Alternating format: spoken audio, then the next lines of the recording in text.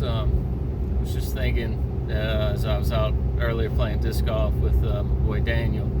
I was thinking about Gad Saad and his book, though I haven't read it yet, but I've listened to a couple of podcasts and interviews where he's talking about the parasitic mind and how we have, this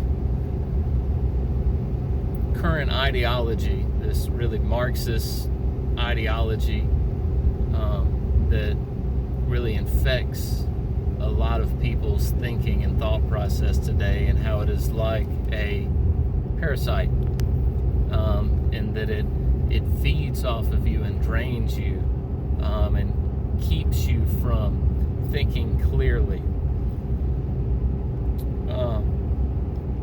I was just thinking how important the truth is. I mean, above all things, man, the truth is so vastly and vitally important, because there is a proper way to live. There is a proper way to live, which also means that there are improper ways to live. And these improper ways that we live degrade not only ourselves, but our environments and those within our environment. In life there is the law, the principle, as sure as there is gravity, as sure as there is springtime, is the law of sowing and reaping. Because we reap what we sow. We don't just reap what we sow, but we reap more than we sow, later than we sow. And what we are seeing today in our society at large is something that is, the byproduct, the growth of what has been planted over the past several decades. Especially these last 60 years. I don't think anybody can really, if you take a step back and look at our current world here from the vantage point of November 23rd, 2020, that you can't say that this is the outworking of a certain philosophical ideology that is not rooted in truth, but everything about it is unshaky and unstable, because the truth is a solid, firm foundation upon which you can build your house, as where lies are like the sand. They have no foundation, no mooring. They are always shifting and moving around. Therefore, anything that you build, though it may look amazing for a moment, time will run its course and the truth will reveal that it was nothing, that it was not permanent. And I think that's why John 8:32, and you will know the truth, and the truth will set you free.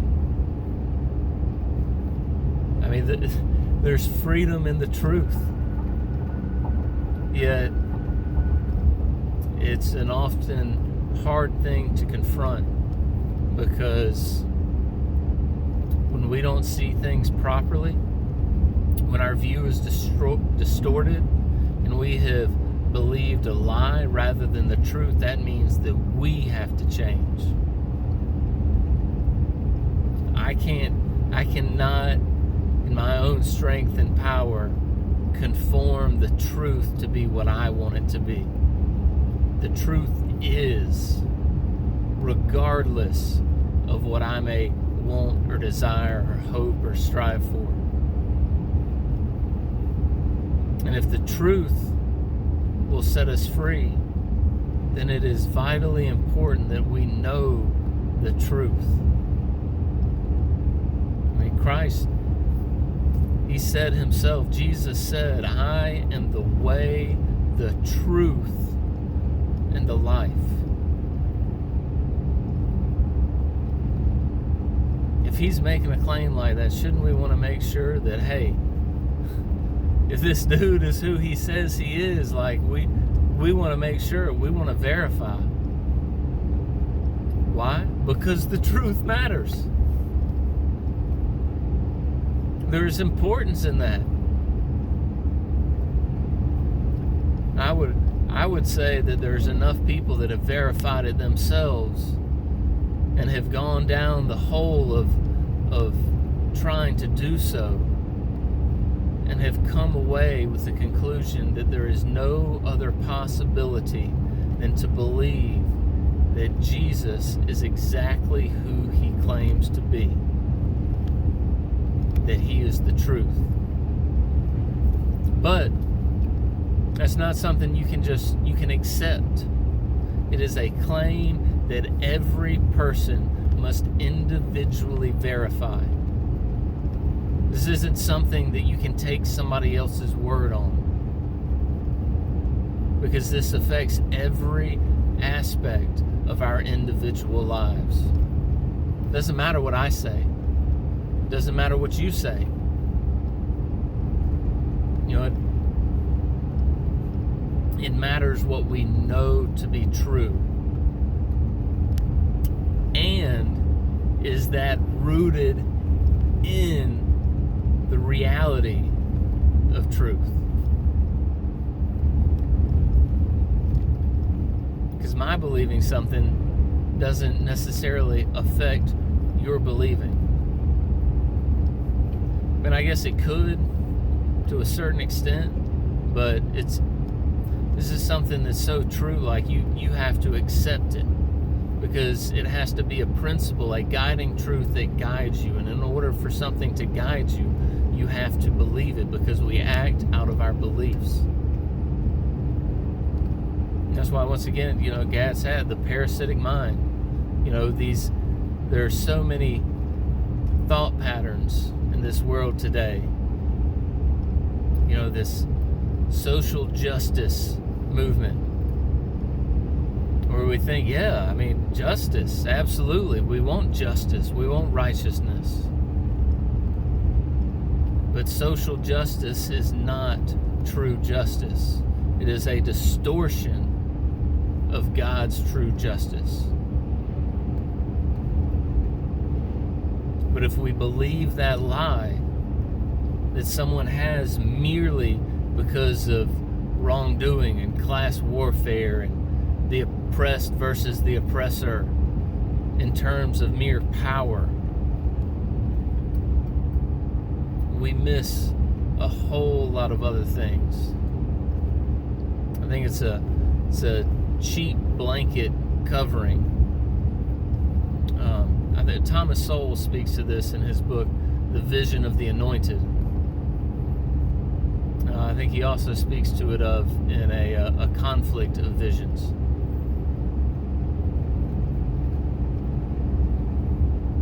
That's why it's so important that we believe in truth. I'm reminded of a story that Ravi Zacharias told about a trial that he went to go sit in on. And I believe it was in regards to a teacher, potentially, that was on trial because he was accused by two young girls, 11, 12, of taking advantage of them. And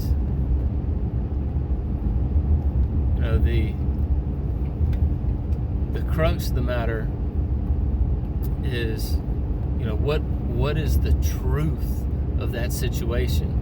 Did that man actually do the things that those girls have said he did? Is that the truth? Because if so, that matters. that is of grave importance. But if he didn't, is that not also of grave importance? Because these young girls could learn a very valuable lesson. That telling lies can ruin someone's life.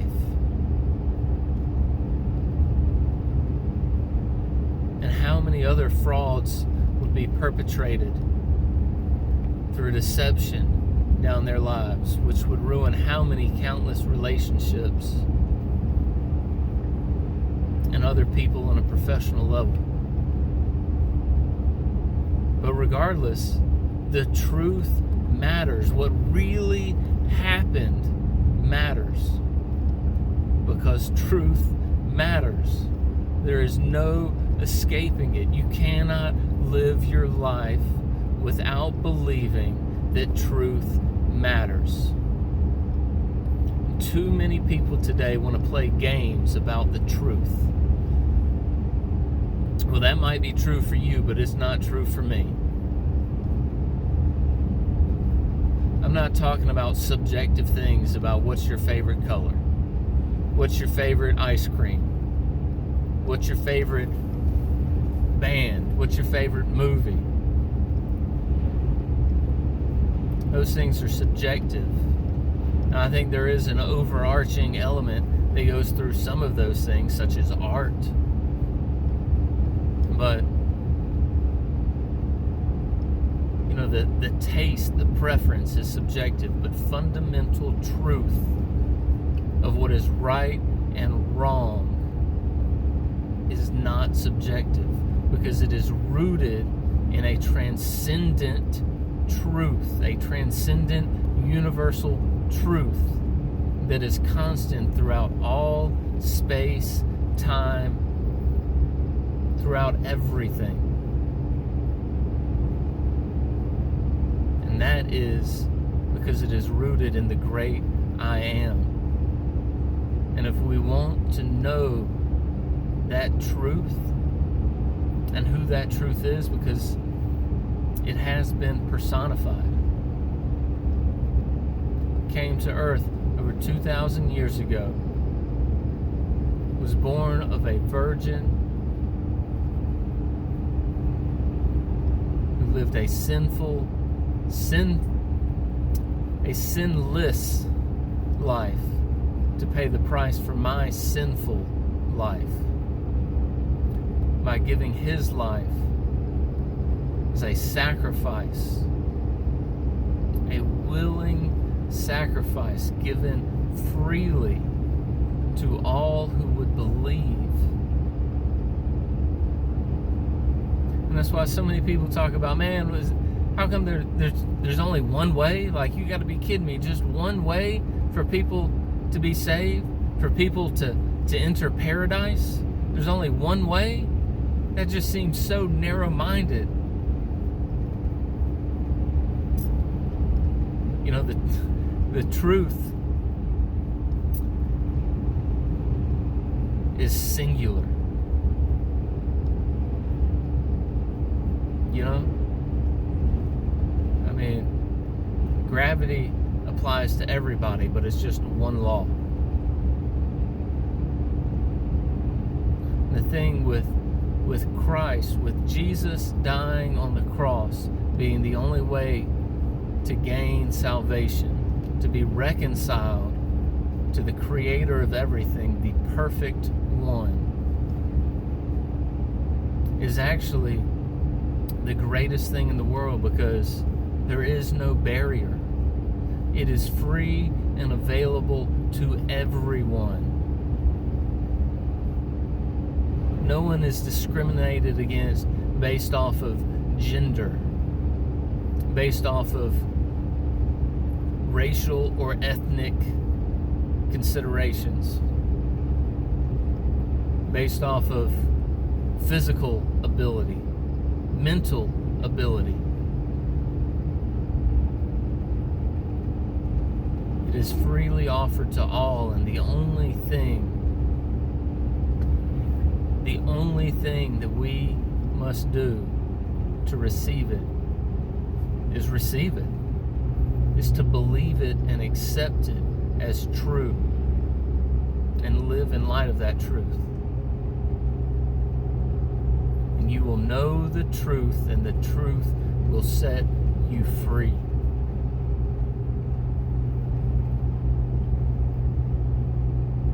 And Jesus said, I am the way, the truth, and the life. No one comes to the Father except through me. Yet he offers himself to every single one of us. The question is, though, will we be willing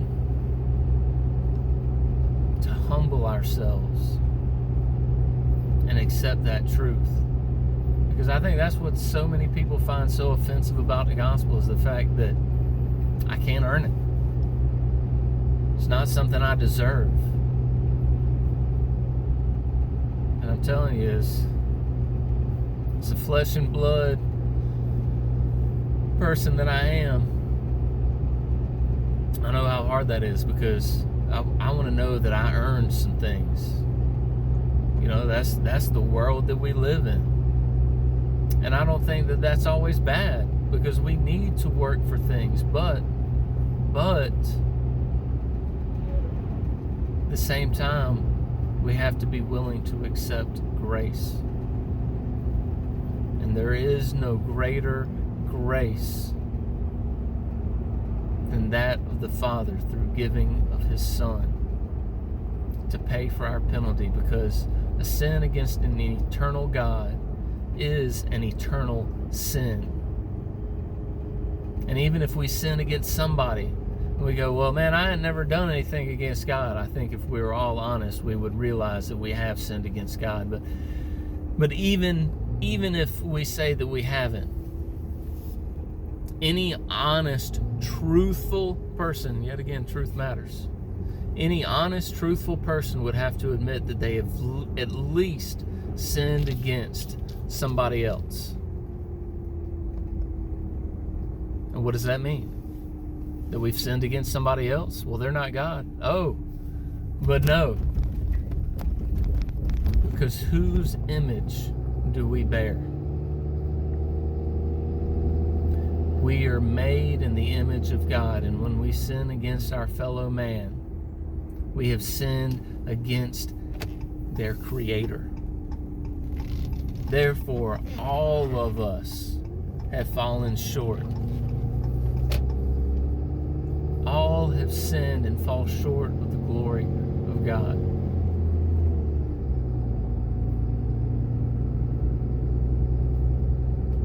So our sin is an eternal sin, which requires an eternal punishment.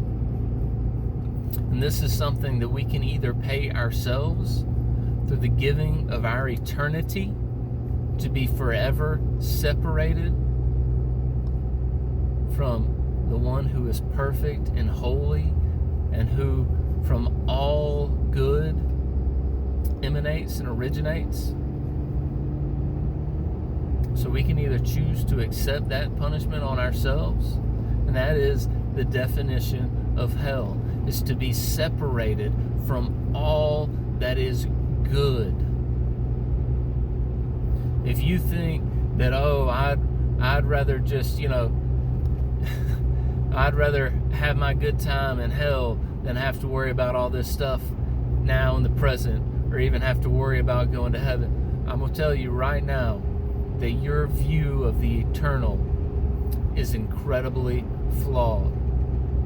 And this is another example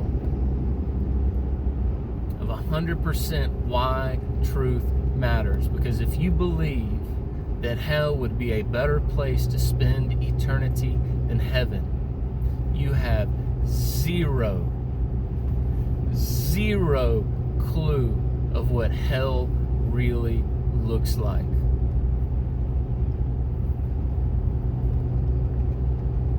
I don't even think, and I've thought about these things, not as much as many other people, but I don't even think I can gain a proper respect and understanding for how horrid hell is. Because even as sinful and fallen and broken as this world is that we live in, that is marred by sin,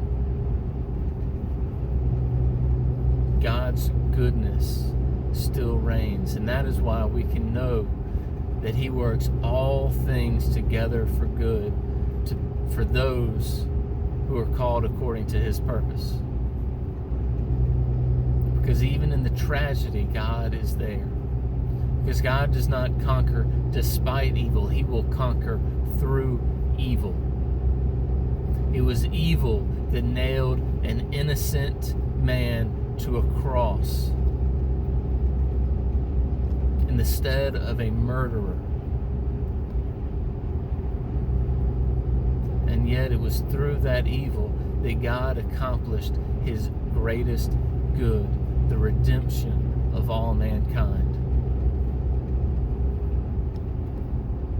And this is why the truth matters. Because the truth will set you free. But it will only set you free if you know it.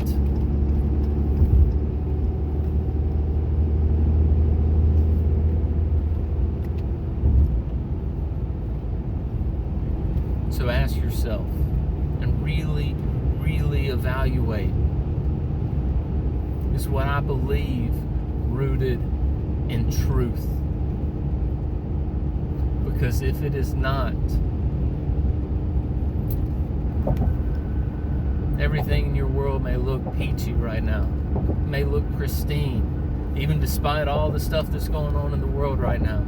But I promise you, a storm will come, and your foundations will crumble if you are not rooted in truth. Seek the one who called Himself the truth. It's not my claim. I'm not saying Jesus is the truth, so you should believe me because I'm saying this. I'm telling you what the man said. So verify it.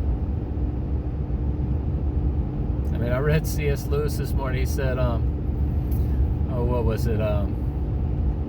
People ask me all the time, will Christianity do me any good? Will this be good for me? C.S. Lewis says, I don't really like answering that question, but yes, it will. But shouldn't the question be, if this is true, man, isn't this something that I want to believe, that I want to find out, that I want to search out? And if it's not, do I not want to expose the greatest fraud ever perpetrated on mankind? Once again, why is that important? Because the truth matters. We cannot escape the fact that truth matters.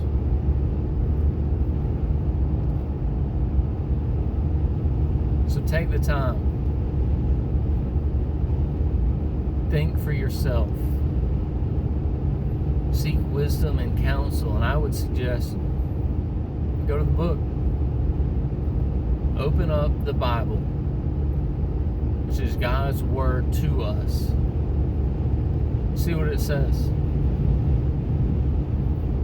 If you don't know where to start, I suggest the Gospel of John.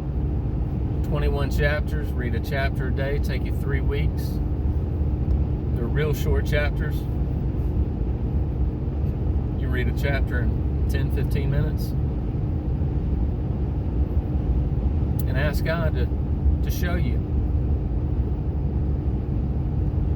Ask Him. Say, if you're there, if you're real, if you are who you claim to be, show me. But you got to really know. You got to really want to know. Can't just do it once, can't just do it twice and be like, no, didn't get anything. Sometimes we have to truly seek to be proven wrong. I think some of us are scared to be proven wrong. Maybe that's warranted. don't know. But I do know fear of the Lord is the beginning of wisdom, not the fear of man. So seek wisdom, seek truth, seek understanding, because these things matter, which is why Solomon said that wisdom and understanding were more desirable and precious than gold and silver.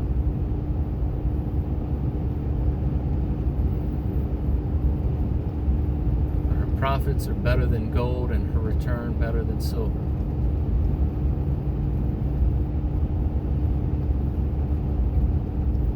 Blessed and happy is the man who seeks wisdom and gains understanding, for she is more profitable than silver, and her returns better than gold. Something like that. Gold and silver are in there, and they definitely not as good as wisdom and understanding. Why? Because the truth matters.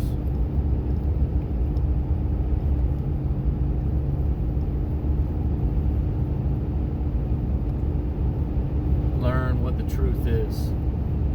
Learn to follow the truth and let it guide you. That's what I'm trying to do. And I'm trying to correct when I'm wrong. And man, I'm wrong more often than I'd like to admit. But you know, it's realizing that and coming to terms with when I'm wrong and humbling myself and repenting of my wrongs that help me to get back on the right path. And there is good to come from that, because God works not just in spite of evil, but He is so good that He can work through evil. I don't know how that's possible, but He can sure enough do it, because my life is testimony to that. Take it to the bank.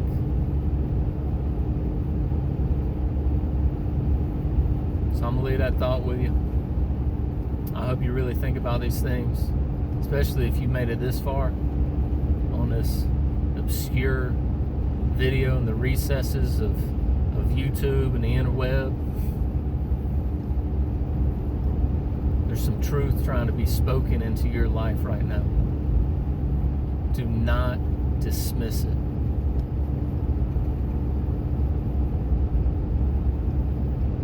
If we dismiss the truth, there will be consequences. And it's once again the law of sowing and reaping.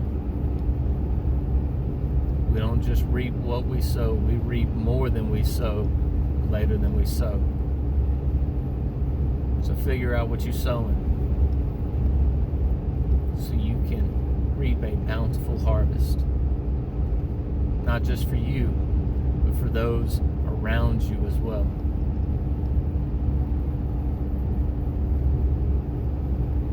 Y'all keep these things in mind. Until next time.